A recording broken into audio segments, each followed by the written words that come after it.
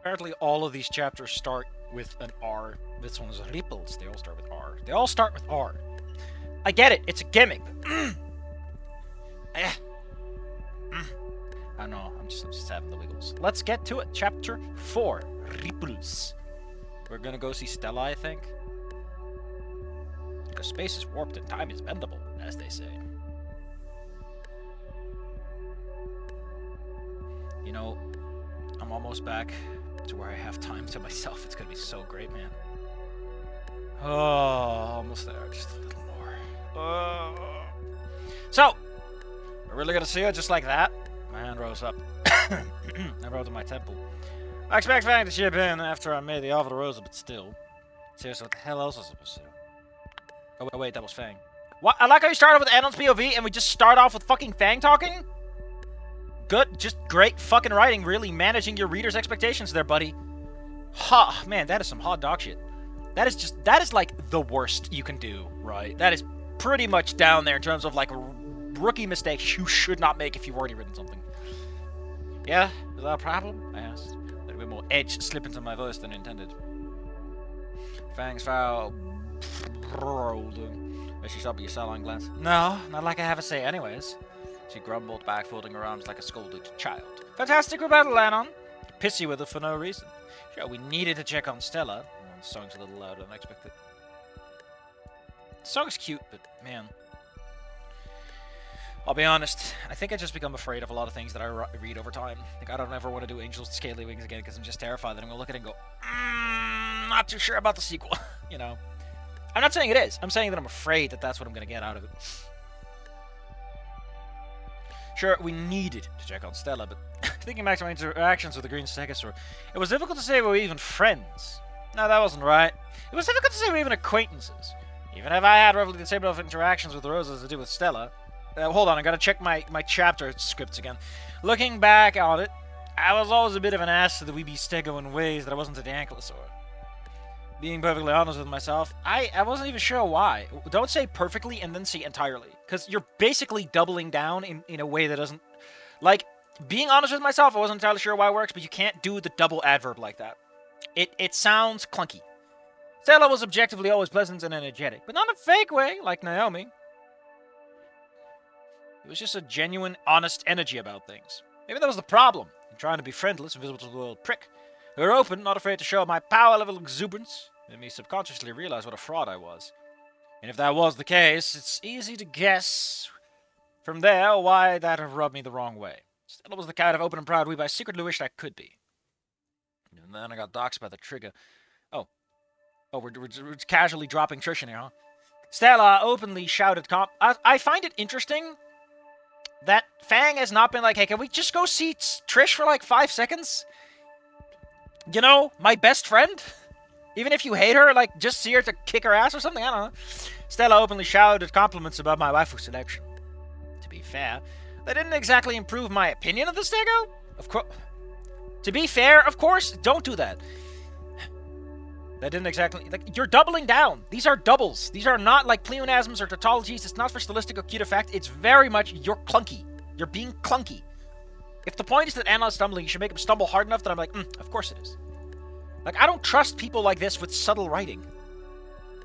It just made the shame of being outed burn that much harder in the moment. So yeah, Fang's question wasn't even wrong. I was some antisocial douchebag that had vaguely known Stella for a few months at school before things went to shit.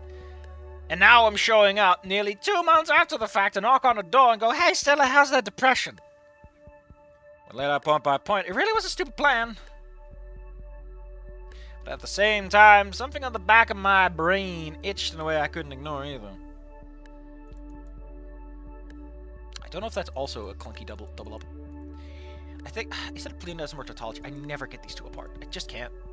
I've been so close to ending things myself because of how badly I'd spiraled. I would have done it if Fang hadn't defied all expectations and comprehension. And from what we understood, logic itself, to grab me and throw me backwards, I feel like this almost was like a moment of Fang's emotional impact on you, but then you go to the physicality because you're a man who's writing this, and men don't get that shit. Listen, my man, you can't write good stories if you're gonna write like a man, because it's gonna be so fucking flat. You've got to find your feminine side. What Fang did isn't about the physical reaction. It's about the fact that in that moment, Fang found the energy and the courage to do it. It's about the themes and the metaphysics. If all you can do is write about the physicality of a scene, it's no wonder you're writing absolute dog shit. Maybe I've been in worse shape, but I earned my misery. Stella, though, I couldn't think of a single reason for how Stella would have earned being within spitting distance of anything miserable I've been. So given that, it felt like I owed both Stella and Rosa. Two people at school that actually seemed to give a damn about me for reasons I still didn't get a try. My God, don't split that up with that much sentence. That's a sentence in a really awkward way. Unless, I mean, I guess it is just tangential stuff your brain would do. My snippiness have been squashed by further commentary from Fang as we walked to the bus stop. Fang being like, hey, Anon, what the fuck is the deal with you standing there for like 10 minutes at a time? Like, what the hell, man? Just have a conversation with people. Talk to me. Jesus, I'm stuck with you. I literally am bored out of my gourd, and you just stand there thinking. Which didn't improve how I was feeling either. Thanks, Fang. I was having a great day, but they just had to ruin the mood. The only vaguely positive thing was that because we were out of the lunch rush, the majority of foot traffic had dissipated. So whatever scant conversation I might have with her was unlikely to draw much attention. This, again, buy headphones and a mic, and you can get away with so much.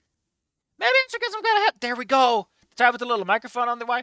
Also, when did this fucking release? Earbuds, man. Earbuds!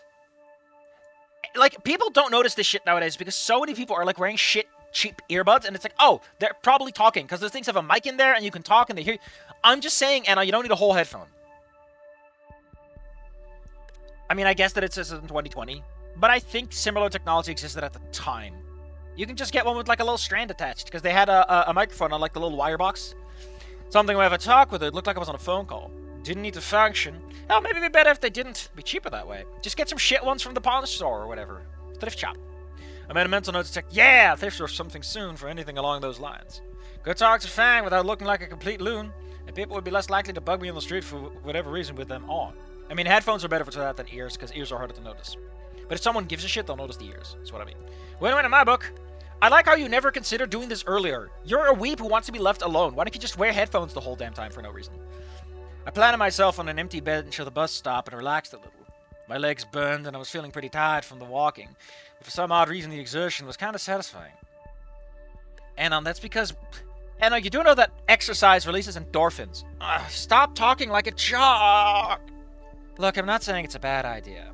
Especially if things are as bad as Rosa said. We both know how bad you got. I'm just saying that you showed up completely out of the blue and may not go great. After all, you are kind of the last person to run in there. Like, I don't know, man. I limply guide my head to the phantom.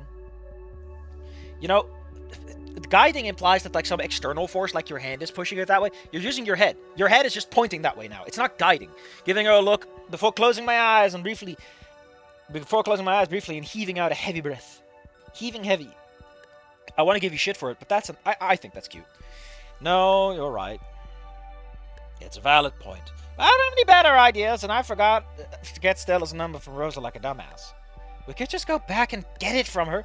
Ordinarily, I'd agree, but all this walking around is kicking my ass, and to be honest, I'm in no mood to double up on the journey. I just got out of my cask, Fang. Jesus. Yeah, fair enough. Fang hummed, long pausing the words. What a weird way to talk. Speaking of Fang, she's right there, man. Actually, do you get tired of anything from this walking? Like, just getting pulled along on my metaphysical leech? Like, you know.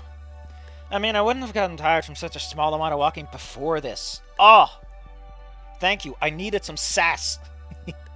Bite me. I've got a valid medical excuse to be tired. Not like I had a problem keeping up with you when we went places during school. Anyways, no, I don't seem to.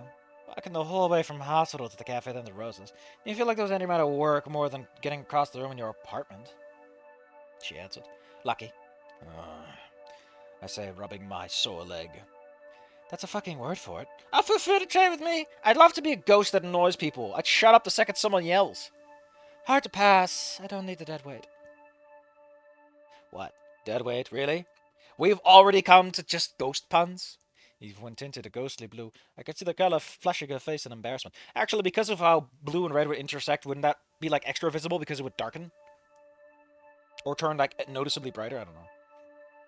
God, I just... Listen, I don't think you fully understand what my current condition is, right? Like, my entire October has been occupied by shit happening.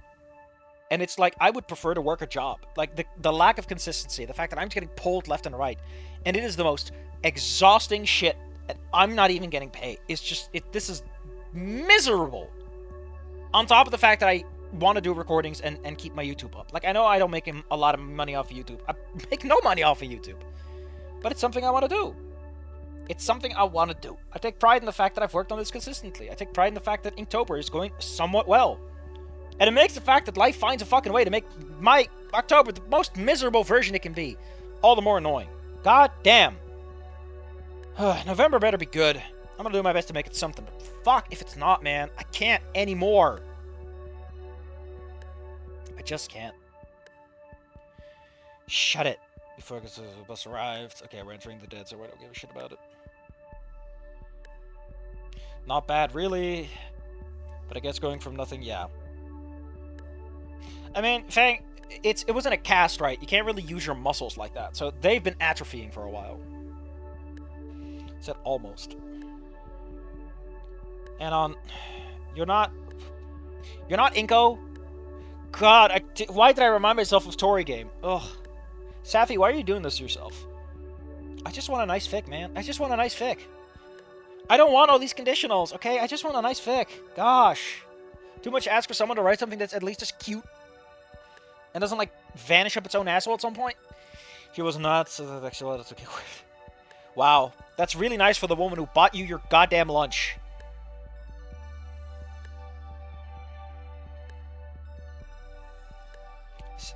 What a weird paragraph in context. Also, why is this in a new chapter? Why isn't this just part of the old chapter? This is like entirely congruent with what just happened. There's no reason for this to be a separate chapter. Ugh. I mean, the day I find a fic that actually has like decent chapters and they're not like 15,000 words long, literally, man, what a day that will be.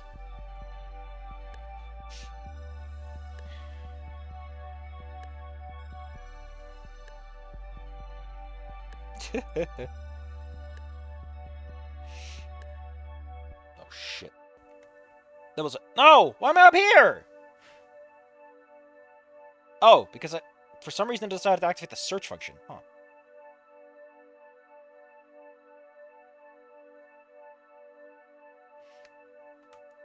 When did that happen? Show me that heart. Try to assure me no.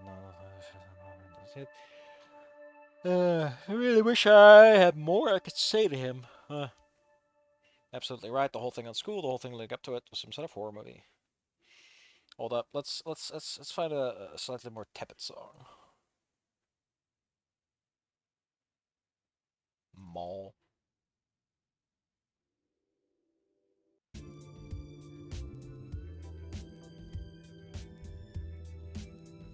Fuck it. Let's do Hospital Drone. It's just you set it on quiet, and it's just like perfect. Something is happening in the background. Man, it's really good sound though, for like the unsettling sense of what happened. The problem I have with it is we're in Inko's POV and Inko doesn't give a shit, right? Inko is trying to excuse himself. I know the idea is that he's maybe supposed to be in a shock or whatever, but the way it comes off, it's like the story is trying to forgive the man more than anything. Anyway, where are we going? Just like the movie this precious Lily can do to stop it. We'll be glad you can't sleep because you probably have a hell of a nightmare as a spooky ghost. Thankful I was able to touch him in the end at all. Ugh. Honestly, I don't know. I feel like this kind of stuff would put a massive strain on your relationship, right? Like, Anon and Fang are not like soulmates in the sense that they met each other and they instantly hit it off in a way that mattered. The relationship was built up a little bit, and this kind of stuff rattles it like nothing else. Like, there should be some... Like, I can't imagine suddenly being stuck with someone for the rest of my life. That would put strain on a relationship like none other. Like, even Samantha and Ripley can go to different rooms if they absolutely have to. Or go on a personal vacation if they must. Things have been better, so tense. Yeah, man. Then we ran out of Rosa. My mouth curled into a frown? That's not what a frown is. I turned that smile upside down. I turned that frown upside down.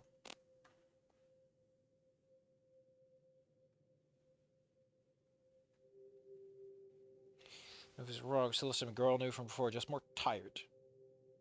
was an idiot. I feel like something you could do with this that goes unnoticed is like having these characters have different perspectives on things.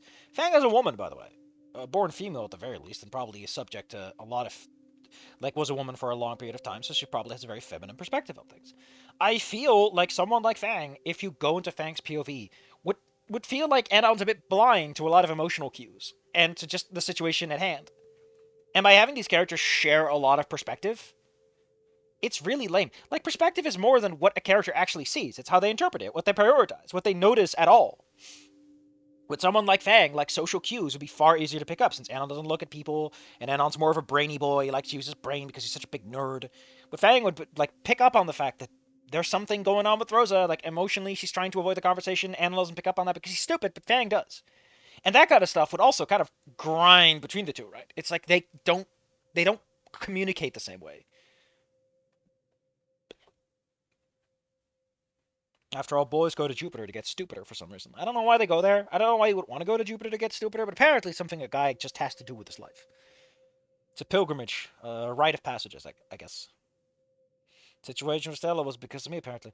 I like how you're saying that, but Fang, you did the school shooting. There's really no argument here. They really hurt Stella. I like how you. I feel like someone like Fang, again, a woman who is very much aware of the fact that things can have, you know, I feel like she would have the understanding of like, oh yeah, shooting up a school might cause some trauma.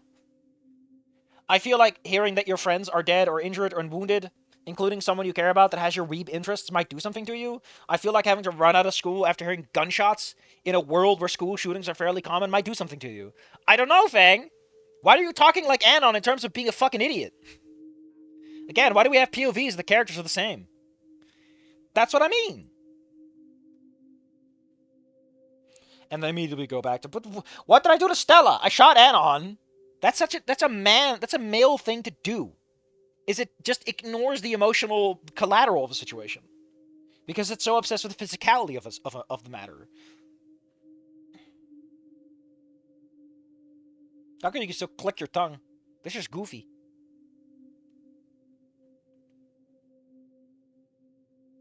Stella was a sensitive sort. How well do you know Stella?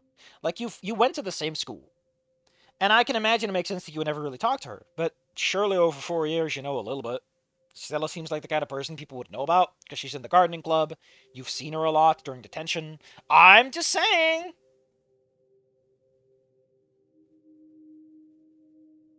Oh, here we go. Rosa could take a hit because Rosa has. It sounds like she has a lot of hobbies. She cooks for people, so she probably has a strong spirit or likes to keep a strong front. She probably has her faith to fall back on, if not her family. Whereas with Stella, there's, culturally everything, it feels a bit more distant, is what I'm going to say. But there was being upset, there was being so upset towards how things were with Anon. Why are you like this? Why are you like, no, it doesn't make sense that someone would take this horrible situation and decline. She might have lost a friend you care about that you didn't know she was friends with. You don't know Stella. Why are you this simplistic about it? Why are you telling someone you are not that they are having the wrong emotional response to something, Fang? I feel like after everything that happened, you'd have a little more empathy to people. See things midway. And yeah, what would Anon even say? Hey, Stella, I know my girlfriend shot your best friend, but hey! Chat wasn't that important. Also, is it really Anon's problem? It's just showing up, caring, and being like, hey, I'm fine. That sometimes can be a lot. Fang, shouldn't you be more receptive to this? God damn, you're such a dude. Is that why you're non-binary? You're actually male, and everyone you became a woman, and everyone's like, God damn it, we're not doing this a second time, Fang. The first transition was bad enough. You've any idea how much money I spent bribing doctors to give you genital surgery before you were an adult? Have any idea how many of them told me, no, sir, we don't do this until she's like, fully grown. There's like serious complications that could happen. We can give you puberty blockers. Fuck the puberty blockers. Shove a uterus in there. He's like, sir, that's not how that works. Shove it in there. Where the hell did you get this? I chopped the junkie up. And so when Fang was like, I'm going to be non-binary, like, oh my god, we spent all that work for nothing? I killed a homeless man and took out his uterus for this? You might ask yourself, how did a homeless man have a uterus? And you know what? That's a story for Ripley to tell. uh, I love how my Anon, I feel like you should work on this mumbling, considering that you're being permanently haunted by a spooky ghost who listens. You had to help this guy. What the fuck are you talking about? Anon's a limp noodle of a loser. He sucks at helping. Keep him away from Sella. If any, you saw what his help did. His help made you kill people, Fang. Shouldn't you be like, hey, maybe you should not do this? I just feel that of all people in the fucking world, you shouldn't encourage Anon right now. Ugh.